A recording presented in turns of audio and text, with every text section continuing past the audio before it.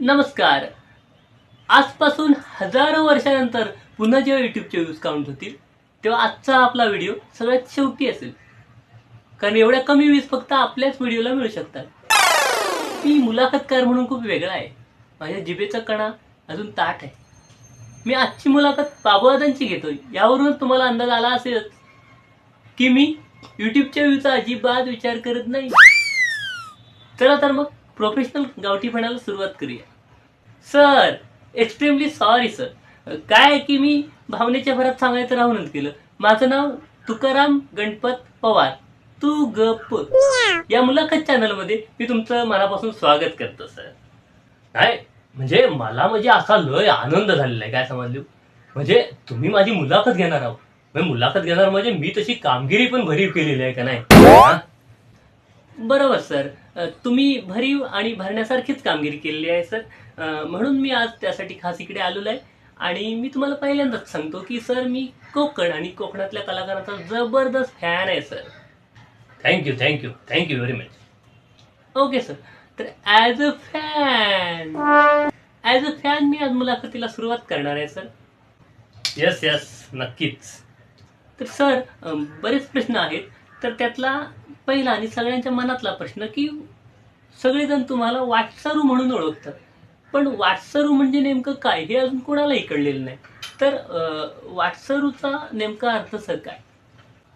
Good good question. मुलात काय आहे, वाटसरू म्हणजे काय हा आजपर्यंत मलाच नेमका कळलेला नाही. पण माझी आपली फॅन लोक मला म्हणतात वाटसरू वाटसरू, तर मला आपला भारी वाटतं आहे का नाही. पण तरीही मी काही माहिती काढली आहे सर, की वाडीतली लोक तुम्हाला वाटविसरू म्हणतात, कारण मुंबईत तुम्ही ज्या एरियात राहता त्या एरियातले सुद्धा रस्ते तुमच्या लक्षात राहत नाहीत सर. गैरसमज आहे, गैरसमज. गैरसमज म्हणजे काय आहे, मी मुंबईत रस्ता चुकलेला असताना तेव्हा लोक मला बघतात, पण नंतर मी रस्ता शोधून काढल्यावर मला कोण बघित नाही.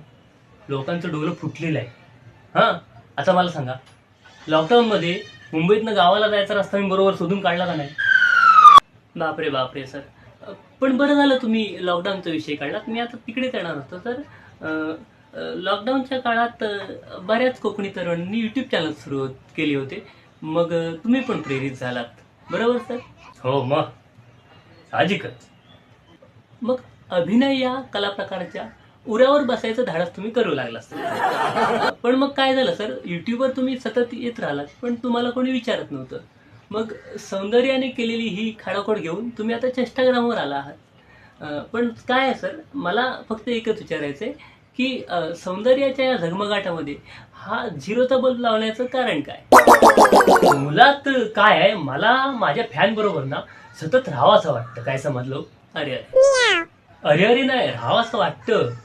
म्हणजे कसं आहे, मी सकाळी काय करतो, संध्याकाळी काय करतो, हा माझ्या फॅन लोकांना कळायला पाहिजे ना. म्हणजे कसं, त्याच्यामुळं माझी पब्लिसिटी वाढते, काय समजलो.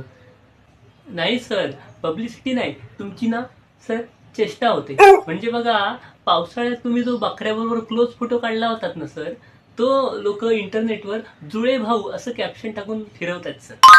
जलतात लोक, माझ्यावर जलतात. तुमच्यावर वय वय जलतातच. त्याचं काय आहे, रस्त्यानं चालताना भुकणाऱ्या प्रत्येक कुत्र्याला जर मी दगड मारीत बसला, तुम्ही माझ्या ध्येयापर्यंत वाटचाल कसा करणार, ध्येयापर्यंत पोहोचणार कसा मी? क्या बात आहे सर, क्या बात आहे. शोभत नाही वाक्य तुम्हाला, पण चांगलं आहे. आता आपण पुढे जाऊया सर. मला तुमच्या आत्मचरित्रातलं एक वाक्य आठवले. तुमच्या आत्मचरित्राचं नाव होतं आयुष्य एक प्रवास, नेव्हर लुक बॅक. तर आता या पुढील प्रश्न जे आहेत ना सर, आपण आत्मचरित्रावरच घेऊया. मला पहिला प्रश्न जर पडतोय की बुद्धी दारिद्र्याचा श्राप मेंदूला असताना आपण आत्मचरित्रासारख्या कला प्रकाराचा विनयभंग करू शकतो, ही शंका तुमच्या मनात केव्हा आली सर? कसं आहे का, लॉकडाऊनच्या काळात सगळी दुकानं बंद होती, त्यामुळे संध्याकाळ झाली का माझा हात शिवशिवायला लागायचा. स्वभाव. हा, खरं आहे. 2-4 दिवस मी कसं तरी सहन केलं, नाही असं नाही, पण शेवटी माझा निघीला धरला. मग विचार केला का ह जर हात शिवशिवत आहेत तर आपण पिण्यात घालवण्यापेक्षा काहीतरी लिहिण्यात घालवू, म्हणून मग मी लिहायला सुरुवात केली, काय समजलो. उत्तम विचार केला सर. आता पुढील प्रश्न, तुम्ही ऍक्टिंगकडे का वळलात? ऍक्टिंगकडे का वळलो, काय आहे, मुलात मी लहानपणापासून नमनात काम करतो, काय समजलं. त्यामुळे मला रंगभूमीची लय ओढ पहिल्यापासून, आणि नंतर नंतर माझ्यासारख्या उमद्या नटाला रंगभूमी साथ घालू लागली. पण सर, आम्हाला अशी माहिती मिळाली की तुम्ही तुमच्या घराण्याची इज्जत घालवत होतात म्हणून बाबांनी तुम्हाला लाथ मारून मुंबईला पाठवलं. मग बाबांनी मारलेली लाथ ही तुम्ही रंगभूमीने घातलेली साथ अशी थाप मारली सर आत्मचरित्रामध्ये तुमच्या. तू इथं थांबतोय का मी तुला आता लाथ घालू? Sorry sir, extremely sorry sir. मी ही प्रोफेशनल फालतुगिरी आता इथेच थांबवतो आणि आजची मुलाखत संपवतो. तुम्हाला काही तुमच्या प्रेक्षकांना सांगायचं असेल, फॅन लोकांना सांगायचं असेल तर तुम्ही बोलू शकता sir. Please sir, please.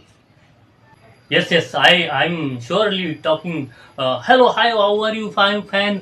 And good morning, happy Sunday to you. And take care about the into boundary. Why this collaboration happen again? Never. This is wrong, wrong. No point is. I'm a superstar. You love you fan. Bye bye. See you in the morning in the next video. Bye.